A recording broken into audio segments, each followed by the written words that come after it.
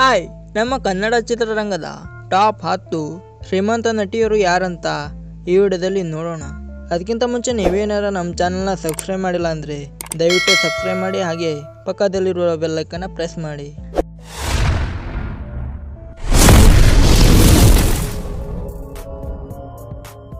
Number 10, Ashika Ranganath. ಇವರು 2016ರಲ್ಲಿ crazy ಬಾಯ್ ಸಿನಿಮಾದ ಮೂಲಕ ತಮ್ಮ ಸಿನಿ ಜರ್ನಿಯನ್ನು ಪ್ರಾರಂಭಿಸುತ್ತಾರೆ.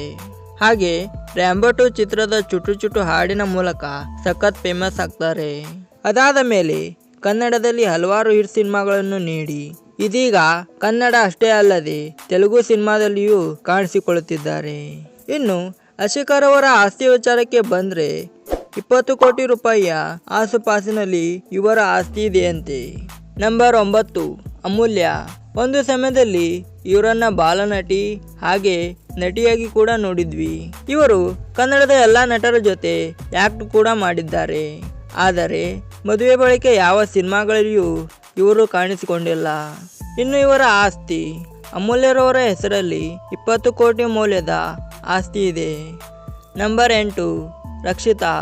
ಇವರು ಒಂದು ಸಮಯದಲ್ಲಿ ಕರ್ನಾಟಕದ ಫೇವರೇಟ್ ನಟಿಯಾಗಿದ್ದರು.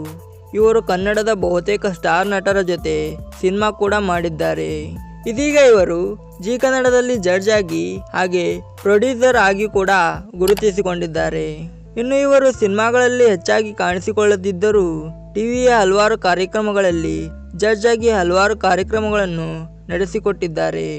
ಇನ್ನು ಇವರ ಆಸ್ತಿ ವಿಚಾರಕ್ಕೆ ಬಂದರೆ 30 ಕೋಟಿ ರೂಪಾಯಿಯಷ್ಟು ಆಸ್ತಿಯನ್ನ ಇವರು ಹೊಂದಿದ್ದಾರೆ ಎಂದು ಸಾಕಷ್ಟು ಸುದ್ದಿ ಮೂಲಗಳು ಹೇಳಿವೆ. ನಂಬರ್ 7, ಹರಿಪ್ರಿಯಾ. ಮೊದಲಿಗೆ ಬೇರೆ ಭಾಷೆಯಲ್ಲಿ ಕಾಣಿಸಿಕೊಂಡ ಇವರು 2014ನೇ ಇಸ್ವಿಯಲ್ಲಿ ಬಾಕ್ಸ್ ಆಫೀಸ್ ಸಿನಿಮಾ ಆಗಿ ಹೊರಹೊಮ್ಮಿದ ಉಗ್ರಂ ಚಿತ್ರದ ಮೂಲಕ ಕನ್ನಡ ಚಿತ್ರರಂಗಕ್ಕೆ ಕಾಲಿಟ್ಟರು.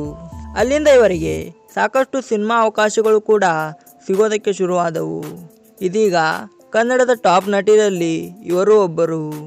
ಇವರು ಕೂಡ 30 ಕೋಟಿ ರೂಪಾಯಿಯ ಆಸ್ತಿಯನ್ನು ಹೊಂದಿದ್ದಾರೆ.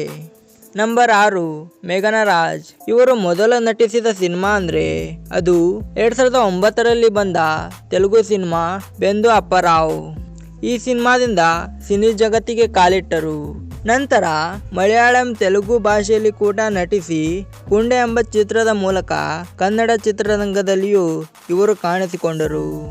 ಇದೀಗ ಎಲ್ಲ ಕನ್ನಡದ ಸ್ಟಾರ್ ನಟರ ಜೊತೆ ನಟಿಸಿದ ಅನುಭವವನ್ನು ಹೊಂದಿದ್ದಾರೆ. ಇನ್ನು ಇವರ ಆಸ್ತಿ ವಿಚಾರಕ್ಕೆ ಬರೋದಾದ್ರೆ 40 ಕೋಟಿ ರೂಪಾಯಿ ಆಸ್ತಿ ಮೌಲ್ಯವನ್ನ ಇವರು ಹೊಂದಿದ್ದಾರೆ.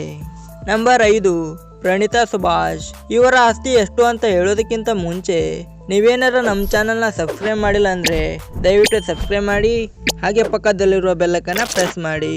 ಇವರು ಕನ್ನಡ ನಟಿ ಆದರೂ ಕನ್ನಡಕ್ಕಿಂತ ಹೆಚ್ಚು ತೆಲುಗು ಸಿನಿಮಾಗಳಲ್ಲಿ ಕಾಣಿಸಿಕೊಂಡಿದ್ದೇ ಹೆಚ್ಚು. ಹೀಗಿದ್ರೂ ಇವರಿಗೆ ಕನ್ನಡದ ಮೇಲಿರುವ ಭಾಷಾಭಿಮಾನ ಮತ್ತೆ ಕನ್ನಡದ ಮೇಲಿರುವ ಗೌರವ ಎಲ್ಲಿಯೂ ಕಡಿಮೆಯಾಗಿಲ್ಲ. ಇತ್ತೀಚೆಗೆ ಅಷ್ಟೇ ಇವರು ಮದುವೆ ಕೂಡ ಆಗಿದ್ದಾರೆ. ಹಾಗೆ ಸಿನಿಮಾಗಳಲ್ಲಿಯೂ ಕಾಣಿಸಿಕೊಳ್ಳುವುದು ಕಡಿಮೆ ಮಾಡಿದ್ದಾರೆ. ಇನ್ನು ಇವರ ಒಟ್ಟು ಆಸ್ತಿ 10 ಕೋಟಿ ರೂಪಾಯಿ. ರಚಿತಾ ರಾಮ್. ಎಲ್ಲರೂ ಇವರ ಮೂಲ ಹೆಸರು ರಚಿತಾ ರಾಮ್ ಅಂತ ಅಂದುಕೊಂಡಿದ್ದಾರೆ. ಆದರೆ ಇವರ ಮೂಲ ಹೆಸರು ಬಿಂದ್ಯಾರಾಮ.